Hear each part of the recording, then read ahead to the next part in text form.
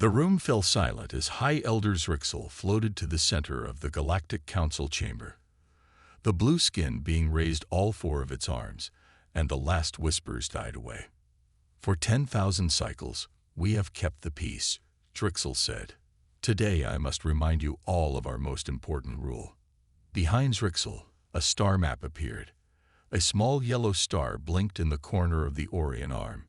Sol, Earth, home of the humans. Avoid the system of Sol at all costs. The sleeping giants there must not be disturbed. Zrixel's voice echoed through the chamber. This warning has protected us for centuries. Heed it well. Most council members nodded. The warning about humans was as old as space travel itself.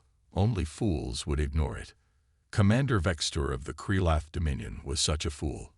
In his private chamber, he watched the council meeting with narrow eyes. His scaled skin glowed with anger as he shut off the transmission. "Superstition," he hissed to his officers. "These humans have been sleeping for decades. Their planet heals from their own damage while they hide in their frozen boxes." Lieutenant Mazik looked nervous. "The warnings are very specific, Commander. The humans are dangerous when awakened." Vexter laughed. "Their moon has resources we need. We will simply be quiet about taking them." He pointed to a map. "Send our mining ships here. No human will ever know." Far away from this conversation, deep in space, the research vessel Horizon drifted silently. Inside its hull, thousands of crayopods hummed with life. In pod number 12J, John Miller floated in dreamless sleep. The pod next to his held his wife, Kate. John and Kate had chosen to sleep through Earth's healing time, like millions of other humans. 200 years of environmental recovery would pass while they rested. When they woke, Earth would be green again. The Millers were scientists, experts in deep space ecology. The Horizon was designed to travel far from Earth, studying distant planets. But now it waited, its crew asleep, for the day Earth would be ready again. What Commander Vexter didn't know was that humans never left anything to chance. Even in their great sleep, they kept watch. Frank Simmons yawned as he checked the monitors on Moon Base Alpha. As one of the few thousand humans who stayed awake to oversee the recovery, his job was mostly boring. Earth was healing nicely below him, forests growing where deserts had been. His coffee cup stopped halfway to his mouth when an alert flashed on his screen.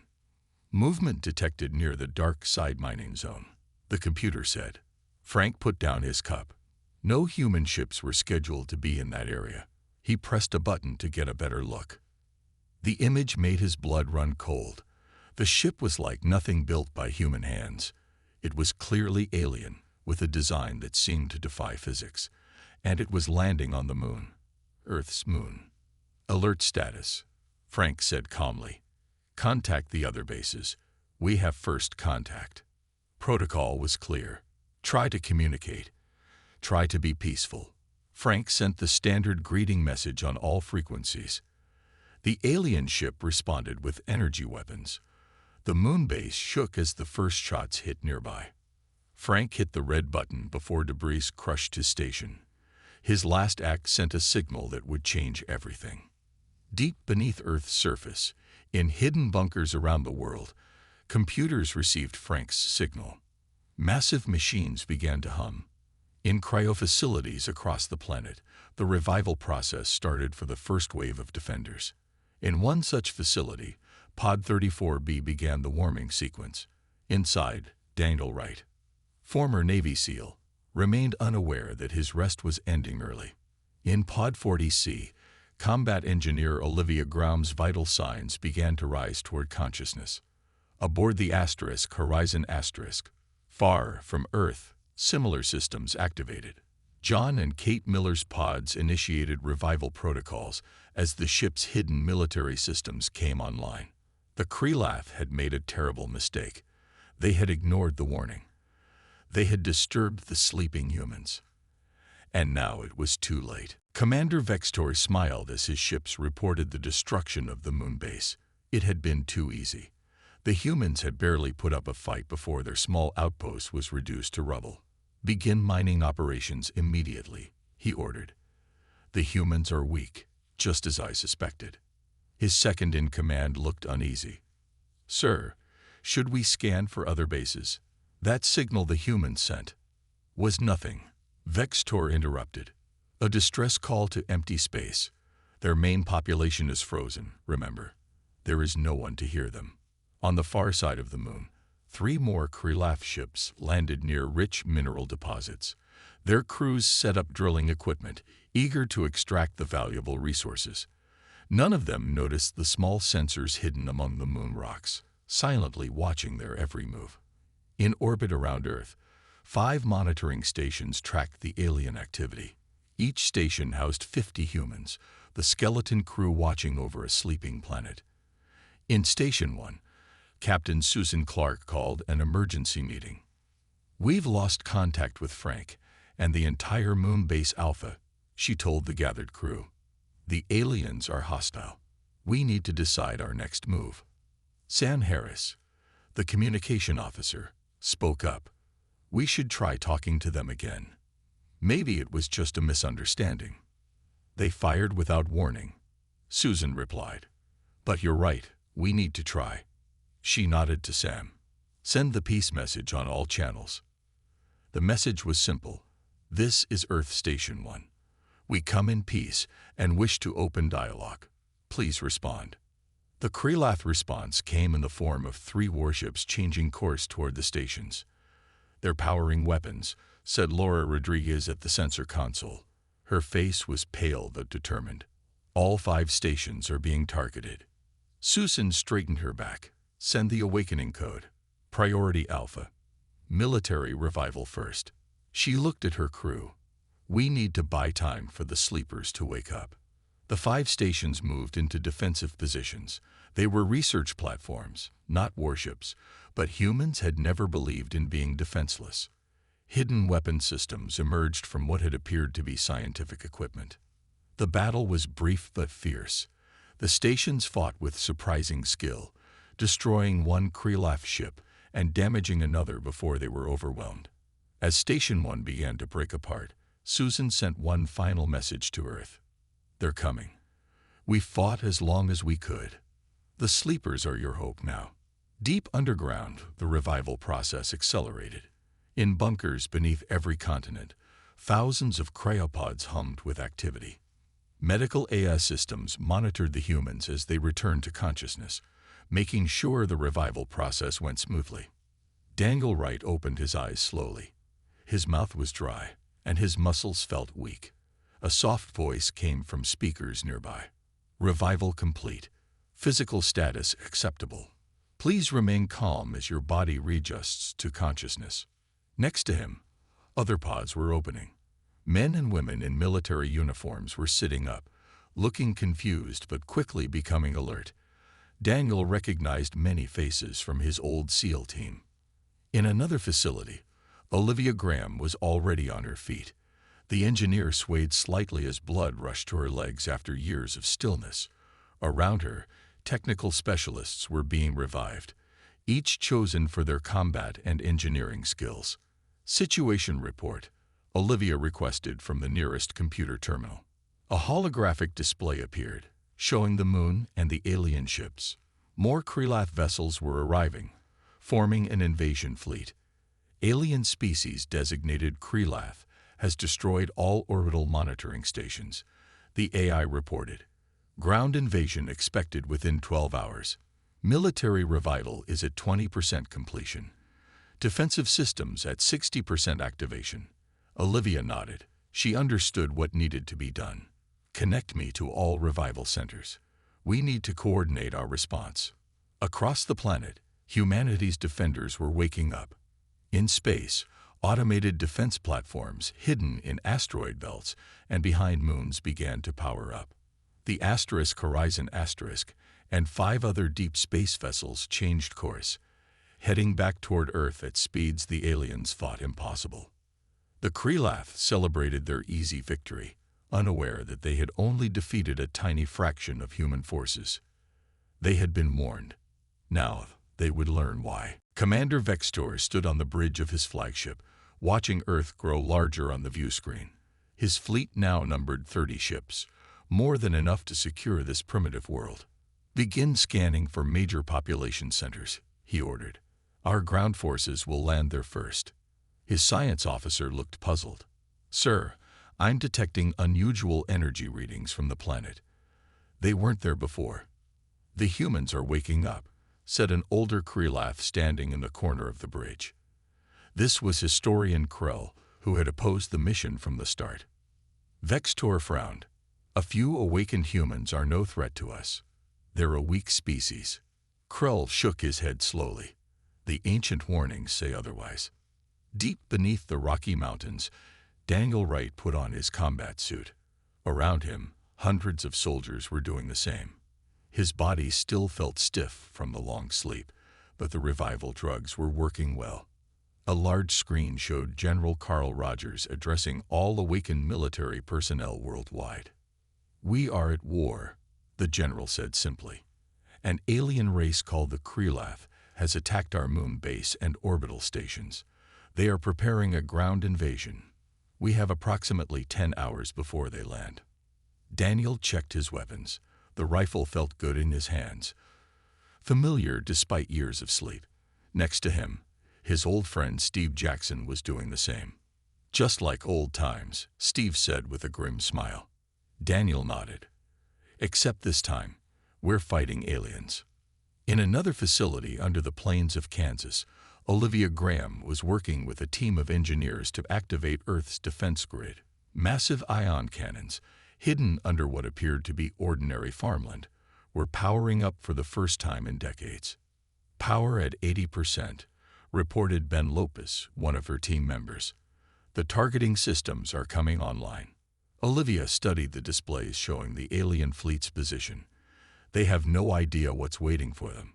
Far from Earth, aboard the Horizon Asterisk, John Miller stood with his wife Cave on the bridge.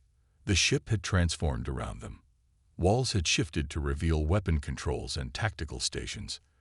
The scientific vessel was now a warship. "Revival of military crew is complete," said the ship's eye. "All systems at combat readiness." John looked at the star map.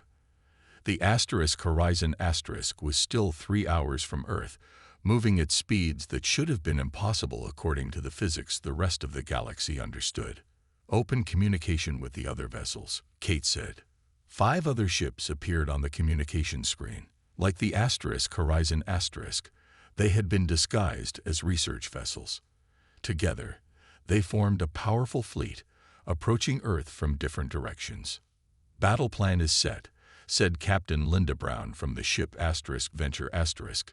"We'll hit their rear flank while Earth's defenses engage from the front." John nodded. "The element of surprise is our advantage." In orbit around Jupiter, a massive space station that had appeared dormant for centuries suddenly lit up with activity. Its true purpose was revealed as weapon systems came online and hangar doors opened to release hundreds of fighter craft. On Mars, underground bases activated, launching missiles aimed at the Crea fleet. The missiles moved slowly at first, conserving fuel for the final approach. Back on the Crea flagship, alarms began to sound. "Multiple launches detected from Mars," shouted the tactical officer. Energy signatures rising all across the solar system. Commander Vexter stared in disbelief at the tactical display. Hidden bases on every moon and planet were activating. The supposedly sleeping humans had defenses everywhere. "Impossible," he whispered. "They were supposed to be hibernating." Historian Krell sighed. "The warning said, even in sleep, the humans are dangerous. They never truly lower their guard." On Earth, revival centers worldwide reported completion of the first wave. 1 million soldiers and support personnel were now awake, with millions more in the process of revival. General Rogers addressed his troops one final time before battle. "Humanity did not seek this war. We were sleeping, healing our world. But we are always ready to defend ourselves." He paused. The Crea ignored the warnings. Now they will learn what happens when you wake the humans. The first shots of the battle flashed in Earth's orbit as the planet's defense grid opened fire on the alien fleet. The real war had begun. The space around Earth lit up with weapons fire. 3 Crea ships exploded in the first volley from Earth's defense grid. The alien fleet scattered, trying to regroup against this unexpected resistance. Commander Vexter gripped his command chair as his flagship shook from a near miss. "Return fire. Target their defense platforms," he shouted. His crew rushed to obey, but more alarms sounded. "New contacts approaching from all directions," reported his tactical officer. 6 large vessels and hundreds of smaller craft. Vexter watched in horror as human ships appeared on his sensors. They had been hidden somehow, invisible until now. And they were fast, impossibly fast. In the command center beneath the Rocky Mountains, General Rogers watched the battle unfold on large screens. Admiral Patricia Kelly stood beside him, directing the Space Forces. "The Jupiter Guard has engaged the enemy's right flank," she reported. "The Mars missiles will hit in 5 minutes." General Rogers nodded and turned to his ground command. "Are the landing zones prepared?" Colonel Henry Martinez smiled grimly. "Yes, sir. If any of them make it to the ground, we'll be ready." Daniel Wright and his team waited in dropships, ready to deploy wherever the aliens might land. Through the communication system, they could hear the space battle raging above them. "Never thought my first combat after waking up would be against aliens," Steve said, checking his weapon again. Daniel looked at the 30 men and women in his team. All were veterans, all were ready. "Remember your training. They may have different technology, but the basics of combat don't change." The dropship pilot's voice came over the speaker. "We have confirmed landing sites. Crea forces are touching down in Colorado, Nevada, and Northern California." Deploying to Colorado site, the engines roared as the dropship raced toward the battlefield. In Kansas, Olivia Graham watched the defense grid perform perfectly. Energy beams lanced upward, striking alien ships with deadly accuracy. But some Crea vessels were breaking through, heading for Earth's surface. "Redirect ion cannons 3 through 7 to Sector 4, she ordered. "They're trying to establish a beachhead in Nevada." Then Lopes worked the controls. "Ground forces are already moving to intercept." The ion cannons pivoted, their massive barrels tracking the descending alien ships. 2 more Crea vessels erupted in flames, but 3 made it through to the ground. In space, the Horizon and its sister ships closed in on the Crea fleet from behind. John Miller watched the tactical display, calling out targets as Kate coordinated with the other human vessels. "Target their flagship," John said. "If we take out their commander, it might disrupt their chain of command." The Horizon fired its main weapons, energy beams slicing through the void toward Vexter's ship. The Crea vessel tried to evade, but human targeting systems were too precise. The beams struck, cutting deep into the alien ship. On the ground in Colorado, Daniel's dropship landed near a Crea ground force. The aliens were tall, reptilian creatures with advanced armor and weapons. They were setting up a defensive position when the human forces arrived. "Deploy and surround," Daniel ordered. His team moved with practiced efficiency, taking cover and establishing firing positions. The first exchange of fire was intense. Alien energy weapons flashed against human projectile and pulse weapons. Daniel dove behind a boulder as alien fire scorched the ground where he had stood. "They have energy shields," Steve called out, "but they flicker when hit repeatedly." "Focus fire." Daniel relayed the information to all teams. "Concentrate on single targets. Overload their shields." The human soldiers adapted quickly, adjusting their tactics to the new enemy. 4 soldiers would target 1 alien, firing in sequence to strain the enemy's shields until they failed. In orbit, the battle was turning rapidly in humanity's favor. The Mars missiles arrived, striking the already damaged Crea ships. Fighter craft from Jupiter's hidden base swarmed the alien vessels, targeting engines and weapons. Commander Vexter's flagship was burning, systems failing throughout the ship. He stared at the tactical display in disbelief. Half his fleet was destroyed, and the rest were being picked off one by one. The humans, he whispered. How could they be this prepared? This powerful? Historian Krell, bleeding from a head wound, looked at him with sad eyes. The warnings were clear. The humans appear to sleep, but they are always ready for war. We should have listened. On a secure channel, leaders from all human military branches shared updates. The Crea ground forces were surrounded. Their fleet was in ruins. The first battle against an alien threat was becoming a decisive victory for humanity. News of the human victory spread quickly across the galaxy. In the great chamber of the Galactic Council, representatives from 27 spacefaring species gathered in emergency session. Holographic displays showed the remains of the Crea fleet drifting in Earth's orbit. High Elder Zrixel spoke in a great voice. The humans are awake, and they are far more advanced than most of you believed. A blue-skinned diplomat raised a tentacle. How did they defeat an entire battle fleet so quickly? The Crea are one of the most powerful military forces in the sector. Zrixel gestured to an ancient alien with pale, translucent skin. This was Mentor Vesh, one of the oldest beings in the galaxy. Perhaps it is time to tell them the truth about the humans. Vesh floated to the center of the chamber. 10,000 years ago, humans fought a war with the now extinct Drelnar Empire. They were outgunned and outnumbered, yet they won. The Drelnar, who had conquered 500 worlds, could not defeat Earth. The council chamber went silent with shock. After their victory, the humans chose to focus inward, healing their world and developing in isolation. They created the story of their great sleep as a way to be left alone. The warning to avoid Saul was their only request of the galactic community. On Earth, the human leaders gathered in the newly reactivated Global Command Center. Representatives from every major nation sat around a circular table, discussing the next steps.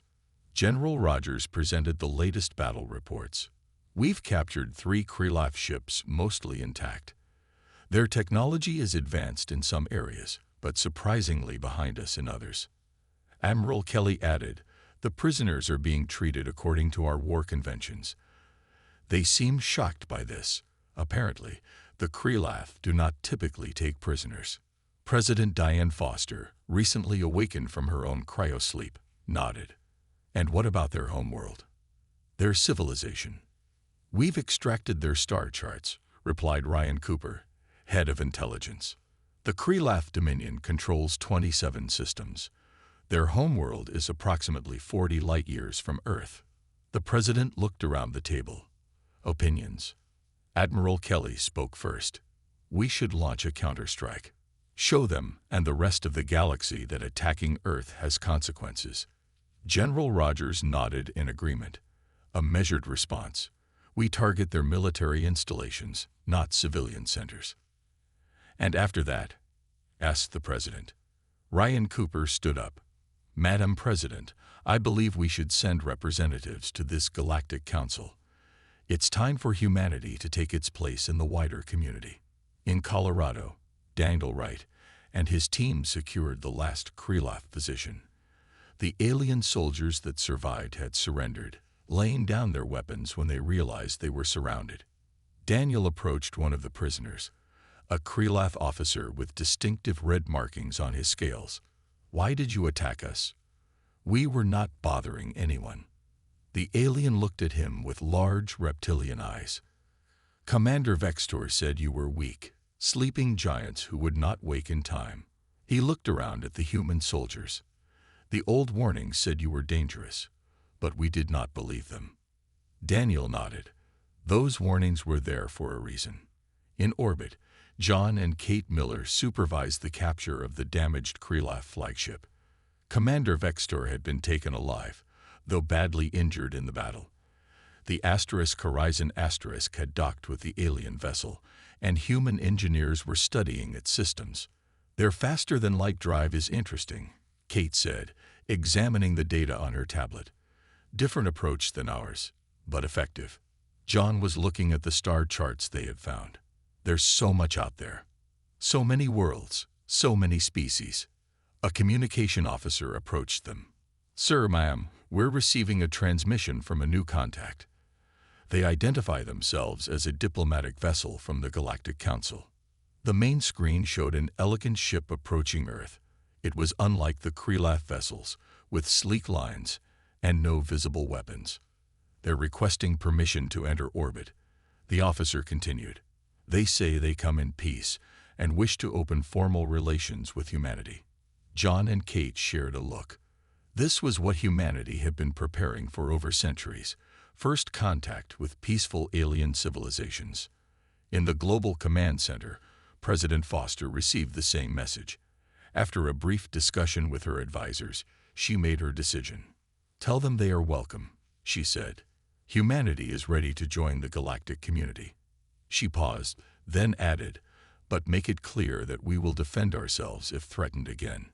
The age of human isolation was over. The sleeping giants were awake, and the galaxy would never be the same. 2 weeks after the Battle of Earth, human ships arrived at the edge of Crea space. The fleet was led by the Defender *, Earth's largest warship, recently awakened from its hidden dock beneath the Atlantic Ocean.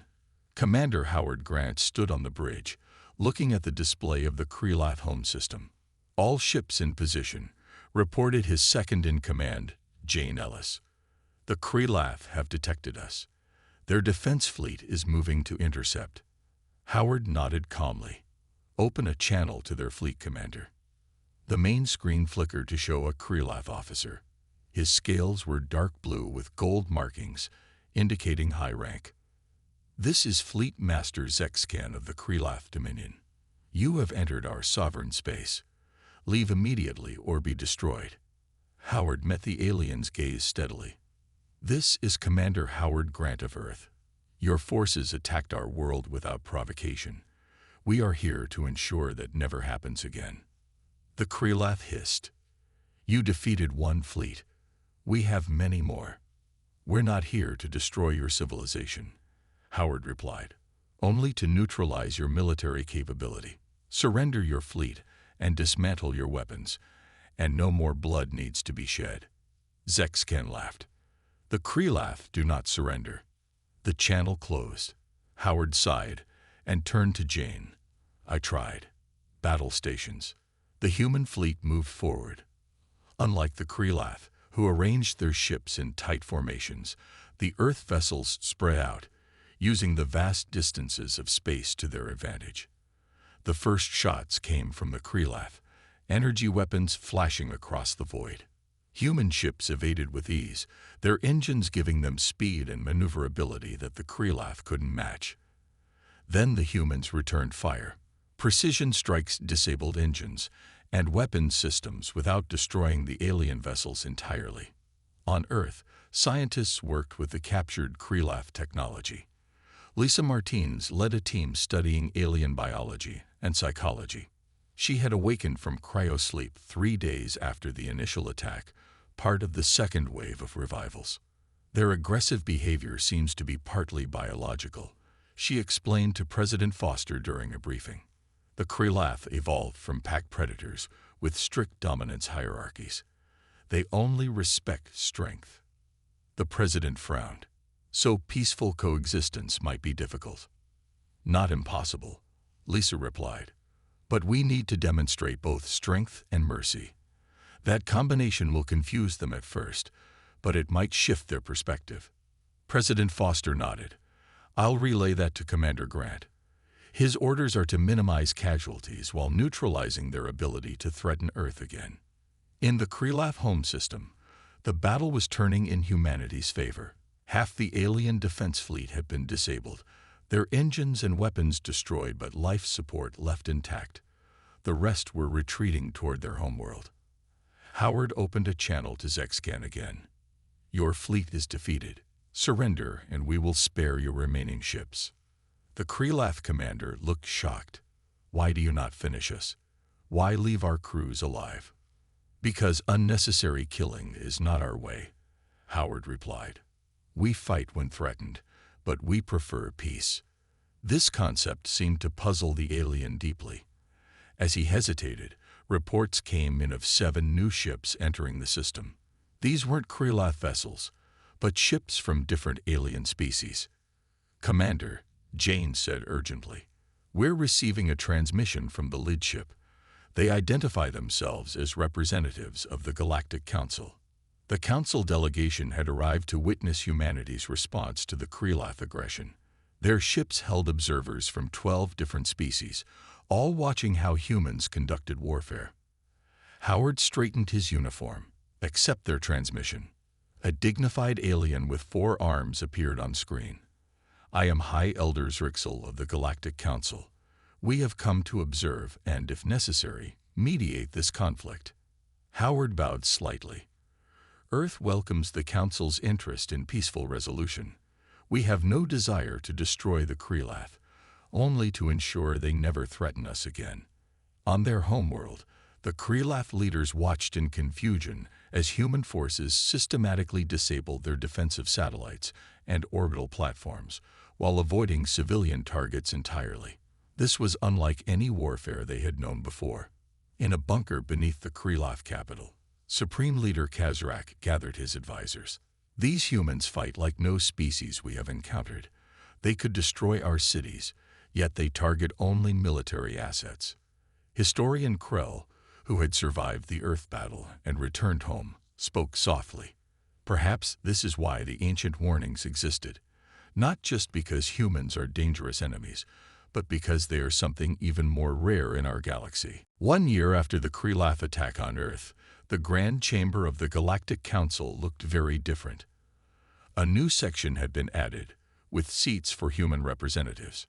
Ryan Cooper, now Earth's official ambassador, sat with his team as the Council discussed new trade routes. The Krelath representative, a moderate named Hezkin, who had replaced the war faction, glanced often at the humans with a mixture of respect and wariness. The peace treaty had been fair but firm. The Krelath military had been reduced, their warships converted to science and trade vessels under joint species oversight. High Elder Zrixel called for attention. "Today marks 1 standard galactic year since humanity officially joined our community. It seems fitting to reflect on what we have learned." An elderly Panari, a species known for their wisdom, raised a gnarled hand. "We have learned that ancient warnings should be heeded." Soft laughter rippled through the chamber. "Indeed," agreed Zrixel, "but we have learned much more. The humans have shared medical technology that has already saved lives across 12 worlds. Their environmental restoration techniques are helping heal planets damaged by industrial development." Ryan Cooper smiled. Humanity had decided that joining the galactic community didn't mean giving up their values. Earth continued its healing, now accelerated by compatible alien technologies, and humans were sharing their own advances where they could help others. On Earth, Daniel Wright and Olivia Graham stood on a hillside in Colorado. The site of their battle against the Krelath had been transformed into a memorial park. Trees and flowers grew where blood had been spilled. In the center stood a simple stone monument with names of those who had fallen, both human and Krelath. "It still feels strange," Daniel said, taking Olivia's hand. "A year ago, we were fighting for our lives here." Olivia nodded. "And now we're married and expecting a baby." She placed her free hand on her growing belly. "Life goes on." They had met during the battle and fallen in love during the peace negotiations. Now they worked as security advisors for the Human Galactic Cooperation Initiative, teaching other species about Earth's defense protocols while learning alien techniques. In orbit around Jupiter, a massive new station served as a neutral meeting ground for species from across the galaxy. General Carl Rogers, now retired from active duty, worked there as head of security. He watched ships from 20 different worlds dock at the station, bringing diplomats, scientists, and tourists eager to learn about humanity. Admiral Patricia Kelly had taken command of the new Galactic Peace Force, a multi-species fleet tasked with preventing conflicts like the one with the Krelath. Human officers worked alongside aliens, sharing knowledge and building trust. The Horizon had returned to its original scientific mission, now with an expanded scope. John and Kate Miller led a team of human and alien scientists exploring the outer reaches of the solar system before planning their first journey to a nearby star. "The probe data from Alpha Centauri looks promising," Kate said, reviewing the information on her tablet. "The second planet could support Earth-type life with minimal adaptation." John nodded, looking at the star map. "The Paneri want to send some of their biologists with us. Their experience with different ecosystems could be valuable." In a classroom on the lunar colony, a Crea child sat beside human children, all listening to a teacher explain the history of Earth's environmental recovery. This was part of the peace agreement, cultural exchange to build understanding between species. On the Crea homeworld, human environmental scientists worked with local experts to repair damage from centuries of industrial pollution. The aliens were learning that strength could be measured in ways other than military might. President Foster stood in the newly constructed Galactic Embassy in Washington, D.C., addressing representatives from 32 alien species. "Earth's period of isolation has ended," she said. "We went to sleep to heal our world, and woke to find a galaxy full of new friends, and yes, some challenges. But humans have always adapted. That is our greatest strength." The warning about humanity had spread across the galaxy, but it had changed. The new version, shared among spacefaring races, went, "Make allies of the humans, for they are terrible enemies but unparalleled friends. They sleep like giants but wake like thunderstorms. They fight with precision, but make peace with passion." And throughout the stars, civilizations that might have once feared humanity now looked to Earth with hope, wondering what these strange, sleeping giants would accomplish next, now that they were fully awake.